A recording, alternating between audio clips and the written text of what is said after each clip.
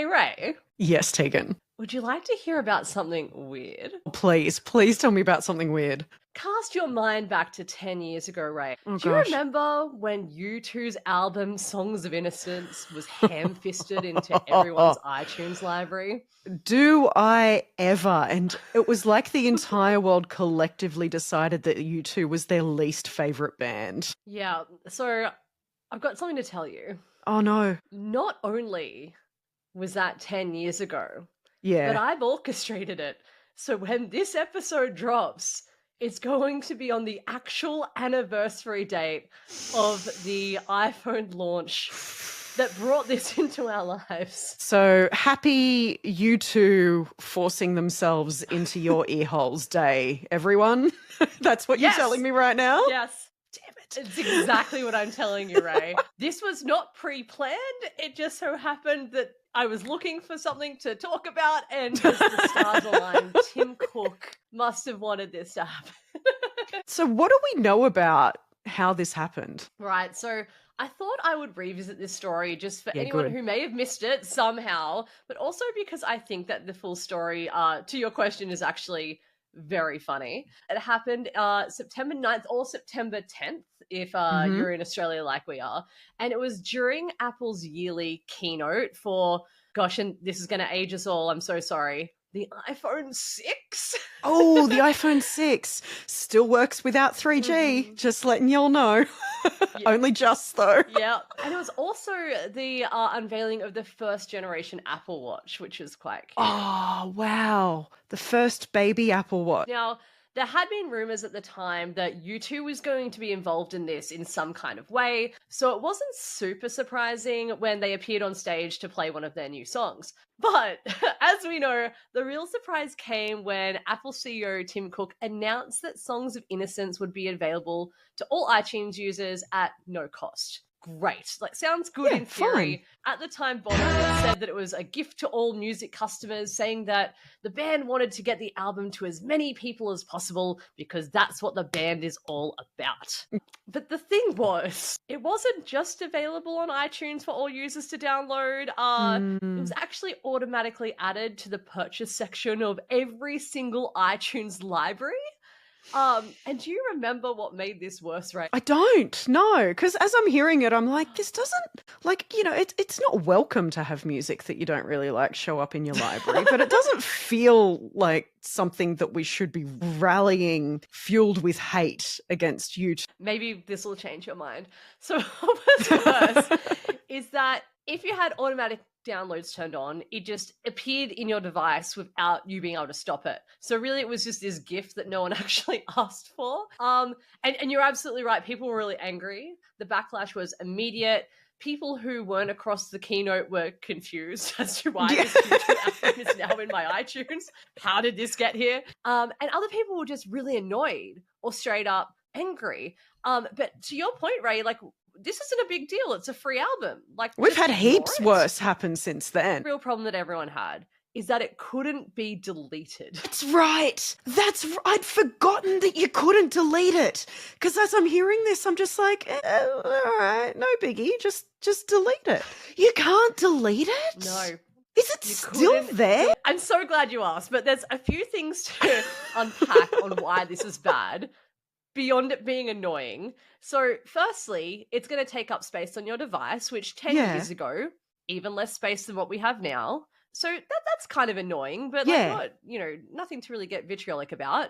But, and this is where you come in, Ray, because I know that you'll care about this, it's also a huge consent and digital privacy problem, because you've got a big tech company that can control what goes onto your personal devices. Of course. So, you know, I've got an inherent mistrust of authority, which is why I care about privacy and security. You know, if you don't care about privacy and security, it means that you're perfectly fine with the people in power doing whatever they want forever. And that can include framing you for stuff. So if Apple can put stuff on your phone, imagine if they were working with someone to, I don't know, decide that you were the Zodiac killer and fill your phone with evidence. That could occur.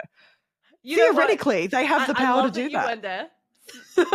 Yes, but I will say, in Apple's defense, and some people have gotten mad at them for this before, is that at least with iMessage, they've been pretty good at protecting people's privacy. They probably wouldn't frame you for being the Zodiac Killer, Ray. So that's great news. Look, they wouldn't, but the fact is they could if they wanted to. And that's the thing that I have the issue with. Sure. I mean, I wasn't alive, but, you know.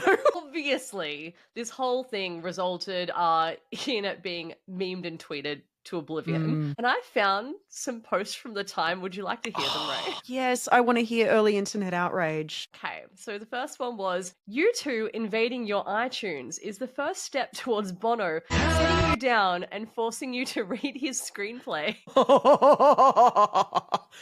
That also just conjured up images of like Bono being basically that guy with a guitar at a party who's like, let me play you the intro to a bunch of songs. But at least he is a musician. Reading a screenplay, much better read of that situation. Absolutely.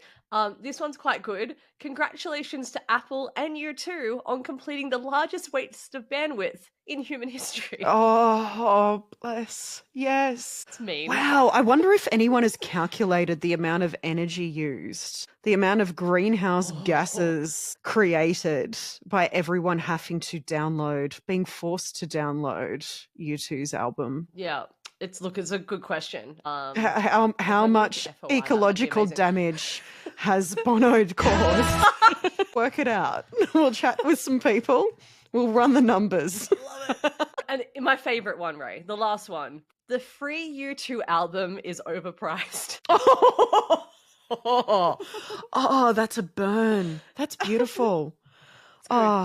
Remember when the internet united in a singular cause against U2? I understand now again, because it's also not just that this happened to all of us. It's that we all had a common enemy, and when the whole internet has a common enemy, it's a beautiful place to be. As long as you're not that enemy. Absolutely. And look, people did unite, and it did move Apple to go pretty quickly on this. Because did you think it was weird already, Ray? Because it gets weirder. So Apple's a technology company, and they're in charge of all of this, right? And so you'd think to rectify it, you just push an update to allow users to delete the album. Yeah. No, they couldn't do that. Why? Why couldn't they do that? No. It's Apple. It's a great question. I don't know. I can tell you what they did do. Instead, they had to create a dedicated tool, which was dropped on September 15th. So like a week after this all appeared on people's accounts. Thank God, not an app. Can you imagine if people had to download another thing? More ecological damage. You had to go to a specific webpage, click a remove album button, and then enter your Apple ID and password, which I know that you'll hate that bit. No, into like a third-party website? They probably owned it still, but to be fair, like not everyone would have done it straight away. So it could have been open to scammers having like a copycat site or anything. That would have been a perfect scam to do. Just mirror that site, send out emails with false links to everyone. And you've got everyone's Apple ID and password. Once you've got someone's Apple ID and password, you can clone their phone. You can go into everything that they have access to. You can access all of their images. You can access all of their apps. It's a huge breach of all of the passwords you need to be using a random password generator for. It is absolutely your Apple password, and you should change it every month. It might be one of the most memorable, weird tech events that has occurred in my lifetime, and it's such a funny 100%. One. It's so weird, and the funny thing is that it kind of makes sense that it happened, and I would love to tell you why. Oh, okay. Firstly, which is very funny, is that once you did get this off your device, you couldn't re-download it as a previous purchase after the free period ended, which is like in the October. But I'm just imagining if someone got annoyed enough to remove it and then wanted it back for free. Surely there was at least one person that tried to do that. They're like, you know what? This album's actually a banger. I wish I still had it. Bring it back. And then like, no, I gotta pay. You have to pay. Oh no. I'm so sorry. But to go back to why this might have happened and why they thought it was a good idea, we have to go back further, Ray. Oh, okay. Yeah. The year's 2004. And Mm. U2 is about to release Vertigo, you know, that huge song. The band saw this as an opportunity in getting their music out to a younger audience through iPod and iTunes because it was pretty new at the time. So they rolled up to see Steve Jobs, like RIP Steve Jobs. We still had him Yeah. around at the time. And so they went and saw Steve and they offered to do a Vertigo iPod commercial completely for free. But they also, out of this deal, had a special edition red and black iPod that was released. So in Bono's memoir from 2022, Oh he my said, and I gosh. quote, yeah, the iPod was about to turn Apple from a medium-sized world-class hardware and software player into a global Godzilla. In truth, Mm. we were fortunate to ride the Apple wave through that period. The fantastically kinetic commercial brought the band to a younger audience, and thousands of people bought the U2 iPod just because it wasn't white. Wow. Yes, because there was a bit of a backlash against white tech at that time. I remember I felt it myself. You know, you got white consoles and white tech, and everything just turned yellow if you left it in the sun. It was like it faded to this weird yellowy beige. So, no, you don't want white tech. You want colorful tech. And Apple were kind of leading the way with colorful tech. And that's back when they were making cool stuff. Like if you were cool, you got Apple things. Yeah, and I mean, it was really a bit of a pivot from when a few years earlier, I can't remember the models, but you know, you had those really cool, colorful iMacs that were in every school. Mm-hmm. Yep. So that was just from Apple itself. And then obviously during the 90s, there was also that big love for like the see-through tech as well. So Yes. this is where we really saw Steve Jobs came back to Apple and then just went with like very sleek, like very specific types of design that was really pulling away from that kind of thing. And you two have just capitalized on, hey, look, we've got color. It's red. It's black. It's fun. Totally. And so then it kind of makes sense that 10 years later they thought, hey, maybe lightning could strike twice.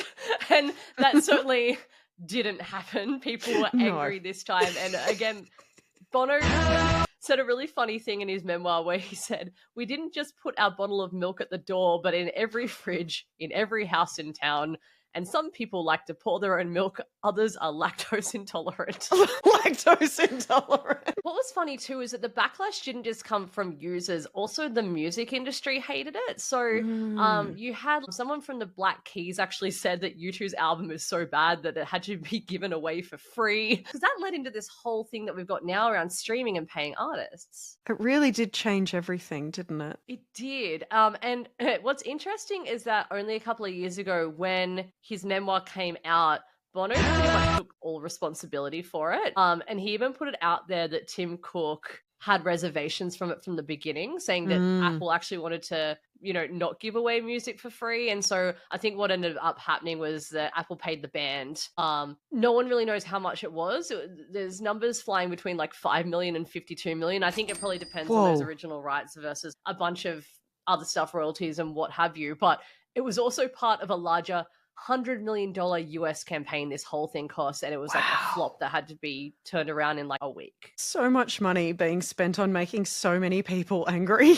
100%. But the weirdest thing is that it could also still kind of be seen as a success because Apple reported that 81 million users had listened to songs of Innocence and 26 million had downloaded the entire album. So who would have thought? Who would have thought forcing your album onto people's phones, they'd end up maybe listening to it?